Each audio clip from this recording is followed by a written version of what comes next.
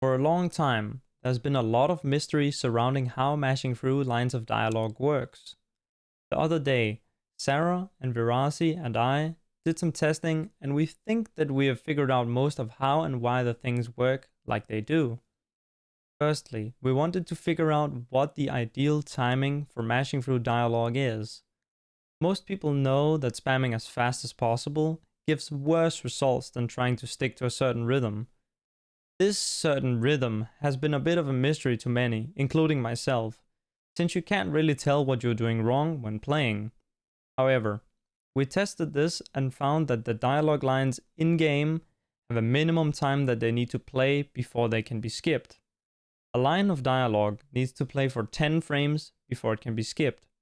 Setting a macro to perfectly spam at 10 frame intervals results in dialogue completion faster than any human player. Even faster than people like Seving, Yuruka, or Amonchi, who are really good at dialogue mashing. However, this poses a new problem. Why does the volume wheel on the Corsair K95 do dialogue faster than the 10 frame macro? Saratoga has been playing around with using the volume wheel on the K95 with it rebound to E for dialogue. It gave really impressive results. Holy fuck. Literally a full second? What the fuck? Way better than Sarah could do with individual button presses. And for some reason, the result was also better than the 10 frame macro. This made no sense, since we had already established that the ideal mashing rhythm was a 10 frame interval. So even if the volume wheel was sending an extreme amount of inputs, it shouldn't have mattered. We knew that we must have been missing something. So we tested a 9 frame interval, 8 frames, until we tested a 2 frame interval and found something extremely interesting. It turns out that there is a frame perfect window where you can skip a line way faster than usual.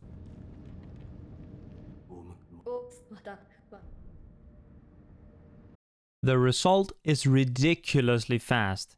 Here it is again, this time with subtitles so you can see how quickly the text is being spammed through.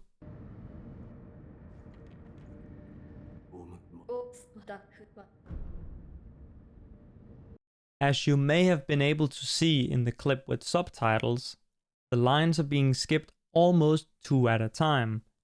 This is because after a line has been skipped, exactly 2 frames later, there is a 1 frame window where you can skip the next line immediately.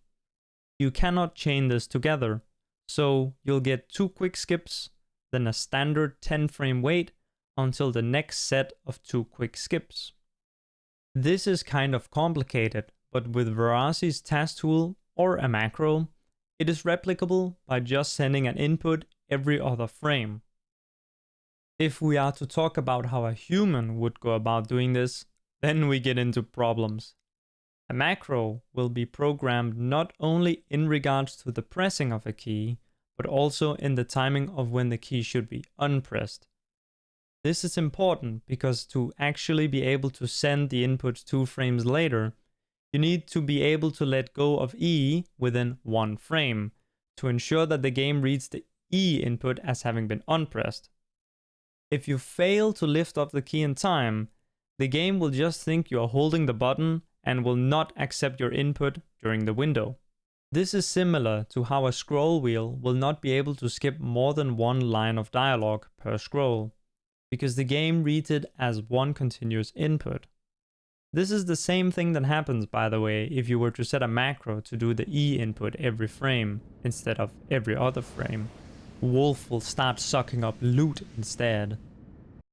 With the K95 volume wheel, however, it automatically sends unpressed inputs in between the downpress inputs in a perfect way that allows you to hit all of the double line skip windows without issue. Sarah was the first to point out that this is essentially cheating, since the button is doing more than 1 action. Similar things that simulate inputs are banned for use in leaderboard speedruns, such as SOCD, turbo buttons, and macros in general. Okay, Let's return back to how a human would be able to do it. Here's how it would go. When a dialogue line is ready to be skipped, you skip the line, and then on the very next frame, you need to have already unpressed that key. Then on the very next frame again, you need to press it down again. Here's what it would look like in real time. Yes, that was 2 clicks, and yes, that is how fast you need to be able to do it. Obviously, if you were to do it for real, you would probably want to use 2 separate fingers and 2 separate keys, rebound via software to E, which is allowed. However, it would still not be easy because the first click has to last for only 1 frame.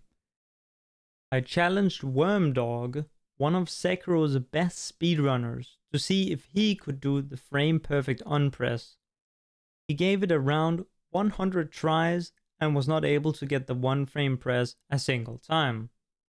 And keep in mind that that is just half of the inputs required for a successful double skip. To give you an idea of how feasible it is, I'll mention that this is likely highly keyboard related, since it seems that Wormdog's keyboard was just not able to do it. I'm not gonna go down the whole hardware rabbit hole in this video, but I wanted to mention that it is a real thing. However, I wouldn't worry so much about it because each successful double skip only saves 0.1 second, which is extremely pointless for the amount of effort. So personally, I will just stick to regular mashing, trying to hone in on that 6 inputs per second mashing rhythm.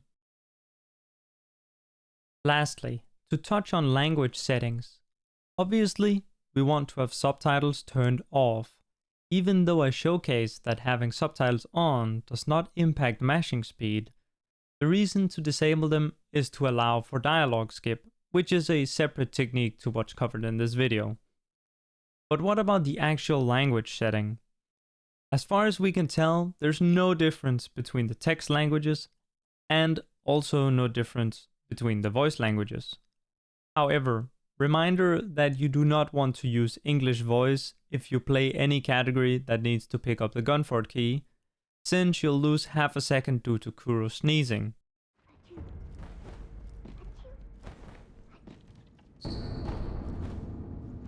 We didn't test every language combination, so maybe I'm wrong, but during testing it became clear that we were getting the same result on basically everything, so maybe down the line someone will take the time to try every combination, but I'm not gonna do that because then this video will never be released. Yeah, anyways, that's it for this video. Special thanks to Sarah and Via for helping test all this. Veer's tools especially have been insanely useful, and I've linked to his current Souls Taz project below. I also want to shout out Panic for helping get this whole group glitch hunting going. It's been a lot of fun, and we've been able to figure out a lot of stuff lately.